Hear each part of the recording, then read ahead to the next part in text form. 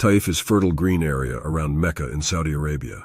It has plenty of fruit gardens and a pleasant climate. The people of the tribe of Bani Saqif used to relax under the shadow of fruit trees in the Taif area. From the travelers of Mecca passing by, they used to hear reports about the mission of Prophet Muhammad. They came to learn from them how truthful, trustworthy, and kind the Prophet of Islam was. They also came to know that among women Hazrat Khadija, the Prophet's wife, and among the men Imam Ali, the Prophet's cousin and son-in-law, were the first to declare faith and accept Islam.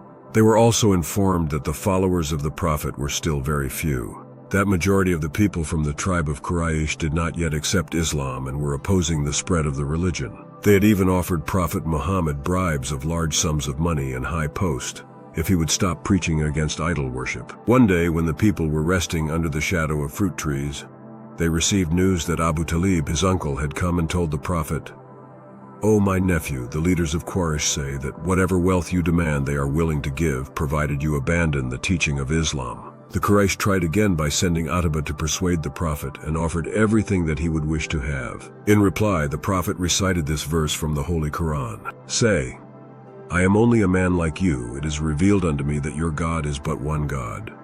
Therefore whoever desires to meet his Lord, he should do good deeds, and not join anyone in the service of his Lord."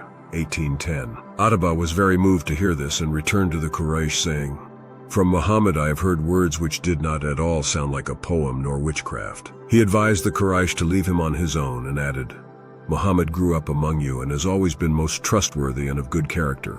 Now that he has come out with a message of one God, it is not fair to accuse him of witchcraft or lying. Do not molest him and let us see what will happen." Thus the Prophet of Islam went on preaching the message of one God and persuaded people to abandon the worship of idols. On the other hand, the people of Quraysh continued to interfere and oppress him and the new followers of Islam. They asked everyone to boycott and not to have any dealings with them. They wrote the following orders on the skin of a sheep and hung it on the door of Kaaba in Mecca. "Do not buy or sell to Muslims. Do not salute the Muslims nor speak to them. Do not give or take daughters in marriage from any Muslim. Do not have any dealing with them." Thus the people of Quraysh went on oppressing and torturing the Prophet and his followers. They would throw dirt on him when he walked on the streets of Mecca. One day Prophet Muhammad secretly went out of Taif to convey the message of Islam to the people there. But the leaders of that place laughed and jeered at the Prophet. They were always intoxicated by drinking wine made from the grapes. The Prophet was persuading them to leave this bad habit and was saying that drinking wine has no benefit. It makes man senseless. It badly affects health, and more so, it draws man far away from God. That day, the Prophet, having conveyed to the people of Taif what he wished to about Islam, decided to return to Mecca. But on the way the children threw stones and laughed at him. When he managed to be rid of them, he took shelter and rested under the shadow of a grape tree. He raised his face toward the sky and said, "O God, I complain to thee for my inability. O God, I pray to thee to lead these people to the right path. O God, you are the forgiver and kind." Incidentally, Utbah and his brother Sheba were in the same garden. On hearing this prayer of the Prophet, they felt sorry. They called their servant Adis and gave him a plate full of sweet grapes and asked him to deliver them to the Prophet so that he may recover from fatigue. Adis took the plate of grapes and presented it to the Prophet. Before he started eating the grapes, the Prophet said, "Bismillah, in the name of one God." Adis was an Iraqi Arab. On hearing this, he began to wonder and asked, "What are these words?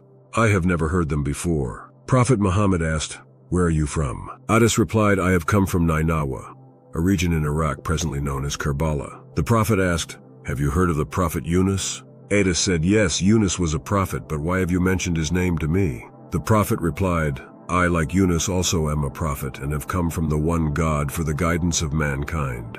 Adis had already heard before of the truthfulness and trustworthiness of Prophet Muhammad. Now he became attracted towards him because of his kindness and good character. With tearful eyes he said, "O Muhammad, I put my faith in your prophethood because no one would be willing to face such torture and trouble unless he was on the right path and had come to lead others on the path." This is how Adis, a pagan unbelieving Arab, accepted the religion of Islam whilst under the shadow of a grape tree and joined the Islamic Brotherhood. Thus Islam spread gradually, not with compulsion or at the point of a sword, but through noble character and kindness of Prophet Muhammad. Thank you for watching this video on Daily Deen. If you enjoyed the content and found it valuable, please consider subscribing to my channel. Don't forget to hit the notification bell so you never miss an update. Leave a like, share this video with your friends, and let me know your thoughts in the comments below. Your support helps me create more content for you. Thanks again, and see you in the next video.